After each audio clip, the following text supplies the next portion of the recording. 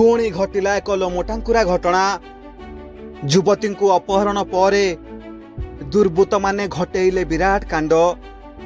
पुरी कोणार्क रास्तार घटी लज्जाजनक घटना।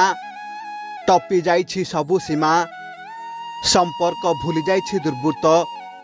आउ घटे जहा शुणिले आपणक लोम टांकुरी उठिब। भिडियो आरंभ करने पूर्व आपण जदि जगतरनाथ महाप्रभु श्री जगन्नाथ को भक्ति करती, प्रभु जगन्नाथ को आराध्य बोली मानती, ताहले भिडियोटी को एक लाइक करी कमेंट बॉक्स रे जय जगन्नाथ लिखि दियंतु। पुरी जिला डेलांग ब्लॉक अंतर्गत मठसाही ग्रामर प्रीतिनंदा विश्वाल, बयस 22 वर्ष, बापा माँ को गोटे बोली झील। पुओटीए पाई बहुत चेष्टा करथिले तांको बापा माँ, किंतु जहा प्रभुंको इच्छा सेया ही हेबो। सेथिपाई छोट बेलू प्रति वर्ष रक्षाबंधन रे प्रीति मैडम आसंती पुरी बड़ देउल को। जगा बलिया दुई भाई को राखी बांधिबाकू। रक्तर नहेले भी कौन हेबो, जगा बलिया ठू अधिक आउ निजर किए ही पारिबो। सेमानंक भली जगत रे आउ को भाई मिलिबो। एमिति के विपद आसीबो जे जहा आगुरु जगा बलिया दुई भाई तांको भौणी को रक्षा करि पारिबेनी। आउ ठीक सेमिति एक घटना घटिछि प्रीति मैडम को सह, जहा तांको बुझाई देछि भाई भौणीर संपर्क को। एक प्राइवेट कंपनी रे नुआ जॉब पाइथिले प्रीति मैडम। आउ सेठी जने युवक सह तांकर घनिष्ठ बंधुता होइथिला।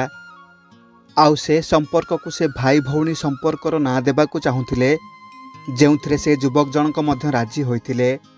किंतु आजिर दुनिया रे मुखा पिंधि बुलुथिबा दुईटी चेहरार व्यक्ति को हुए तो ठीक से चिन्हि पारि नथिले प्रीति मैडम। भाई भौणीर पवित्र संपर्क को बुझी नथिबा जने युवक सह बांधी होइथिले संपर्कर बंधन रे। आउ से संपर्क जे तांकू एते बड़ विपद रे पकई देबो से कथा केबे भाबी नथिले। से आगकू आसुथिबा विपद को जानि पारि नथिले प्रीति मैडम। गत मासर द्वितीय रविवार दिन से युवक जनक प्रीति मैडम को एकाठी बुलिबाकू कही नहीं जाइथिले कोणार्क। पुरी ठारू दुहे एक बाइक रे बाहरी पड़ले कोणार्क। किंतु अधा बाटरे हठात से युवक जनक बाइक को अटकई देले। कौन हैला बोली पचारिले प्रीति मैडम, किंतु किछि उत्तर मिलिला नहीं। से युवक जनक फोन रे आउ कहा सह कथा हेउथिले। आउ हठात एक कार आसी सेठी पहुंचिला, जेउथरे दुई जण युवक थिले। से पर्यंत प्रीति मैडम किछि बुझी पारु नथिले। विश्वासर बंधन रे से अंध हो जाइथिले। किंतु हठात सेमानंक व्यवहार आउ कथबार्तार परिवर्तन लक्ष्य कले। से आउ बहुत बड़ विपदर आगमन को अनुभव करि पारले प्रीति मैडम। निछाटिया जगह, केही कुआडे देखा जाउ नथिले। काँ भाँ गोटे गोटे गाड़ी जाउथिला। बहुत फांका रास्ता थिला, सेथिपाई प्राय गाड़ी गुड़िक द्रुत गति चली जाउथाए। किए बा काहींकी अटकिबो, जीए जार निज कामरे जाउथांती। आउ प्रीति मैडम भी बुझी पारिले सेठी तांकर किछि बोकामी तांकू बहुत बड़ विपद आड़ को ठेलीदेव। सेथिपाई से केवल मने मने महाप्रभु को डाकिले, हे महाप्रभु जगन्नाथ बलभद्र, तुमे मो दुई भाई जगा बलिया। छोट बेलू आज पर्यंत तुम दुई जन को ही भाई बोली जानिछि मु। आज मते ए विपदर उद्धार कर प्रभु, तुमर ए अधम भौणी को उद्धार कर। सेतेबेलकू बहुत डरी जाइथिले प्रीति मैडम। आखि भितरे बहुत कोह, किंतु आखि आग को लुह को आनी पारु नथिले। निज मन को दृढ़ करी रखिथिले। आउ केवल महाप्रभु जगा बलिया को स्मरण करुथिले। आउ से दुई भाई कौन तांको भौणी को एमिति विपद रे पकई दे चुप हेई बसी पारिबे? से कौन तांको भौणीर राखीर मूल्य रखिबेनी? से कौन तांको भौणी को एमिति राक्षस मानक हाथ रे छाड़ी देबे?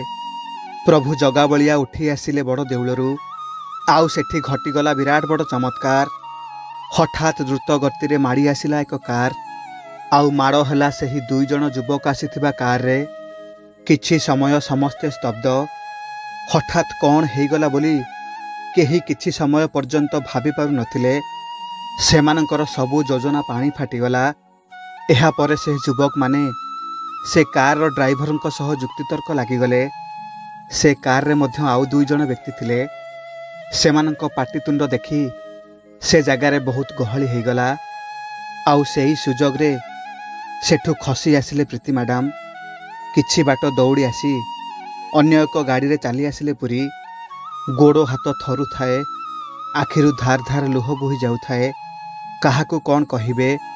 ନିଜ ଭୁଲ ପାଇଁ ଆଜି ଏତେ ବଡ଼ ବିପଦରେ ପଡ଼ିଥିଲେ। ଠିକ୍ ସମୟରେ ମହାପ୍ରଭୁ ଚମତ୍କାର କରିନଥିଲେ ତାଙ୍କ ସହ କ'ଣ ଯେ ହେଇଥାନ୍ତା ତାହା କିଏ କହିପାରିବ? ଭଲରେ ଭଲରେ ପୁରୀରେ ଆସି ପହଞ୍ଚିଲେ ପ୍ରୀତି ମ୍ୟାଡ଼ାମ। ଆଉ ସାଙ୍ଗେ ସାଙ୍ଗେ ଦୌଡ଼ି ଗଲେ ବଡ଼ ଦେଉଳକୁ। ମନ୍ଦିର ଭିତରକୁ ଯାଇ ମହାପ୍ରଭୁଙ୍କ ସାମ୍ନାରେ ଛିଡ଼ା ହୋଇ ପଡ଼ିଲେ। ହାତ ଯୋଡ଼ି ଦୁଇ ଭାଇଙ୍କୁ କ୍ଷମା ମାଗିଲେ।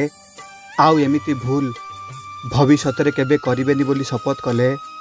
ମହାପ୍ରଭୁ ତାଙ୍କୁ ଏତେ ବଡ଼ ବିପଦରୁ ରକ୍ଷା କଲେ ବୋଲି ଦୁଇ ଭାଇଙ୍କୁ ବହୁତ ଧନ୍ୟବାଦ ଦେଲେ। ଏହାପରେ ସେ କାହାକୁ କିଛି ନ କହି ଚୁପଚାପ ସେ ଅଫିସରୁ ଚାକିରି ଛାଡ଼ିଦେଲେ। ସତରେ ସେଦିନ ଯଦି ଠିକ୍ ସମୟରେ ସେ ଗାଡ଼ିଟି ସେଠି ପହଞ୍ଚି ନଥାନ୍ତା ତେବେ ପ୍ରୀତି ମ୍ୟାଡ଼ାମଙ୍କ ସହ କ'ଣ ଯେ ହୋଇଥାନ୍ତା ସେ ମହାପ୍ରଭୁ ହିଁ ଜାଣିଛନ୍ତି। ସବୁ ସେହି ମହାପ୍ରଭୁଙ୍କ ଲୀଳା। ତାଙ୍କ ବିନା ଅନୁମତିରେ ଗଛରୁ ପତ୍ର ବି ହଲେନି। ଆଉ ତାଙ୍କ ଭକ୍ତର କେମିତି ଅସୁବିଧା ହେଇପାରିବ? ରକ୍ଷାବନ୍ଧନ ପୂର୍ବରୁ ତାଙ୍କ ଭଉଣୀକୁ ସେ କେମିତି ଅସୁବିଧାରେ ପକାଇଦେବେ? ସତରେ ମହାପ୍ରଭୁ, ତୁମ ଲୀଳା ତୁମକୁ ହିଁ ଜଣା। ମହାପ୍ରଭୁଙ୍କର ଛୋଟିଆ ଅନୁଭୂତିଟିଏ କେମିତି ଲାଗିଲା କମେଣ୍ଟ ମାଧ୍ୟମରେ ଆପଣଙ୍କର ମତାମତ ନିଶ୍ଚିନ୍ତ ଭାବରେ ଜଣାଇବେ। ଆଉ ମହାପ୍ରଭୁଙ୍କୁ ନେଇ ଆପଣଙ୍କର କିଛି ଅନୁଭୂତି ଥିଲେ ମୋତେ ମୋ ମେଲ୍ ଆଇଡ଼ିରେ ପଠାଇ ପାରିବେ। ଆଉ ଆମ ଚ୍ୟାନେଲକୁ ସବସ୍କ୍ରାଇବ୍ କରିନଥିଲେ ସବସ୍କ୍ରାଇବ୍ କରିଦେବା ପାଇଁ ଅନୁରୋଧ। ଆଜି ପାଇଁ ରହୁଛି। ଜୟ ଜଗନ୍ନାଥ।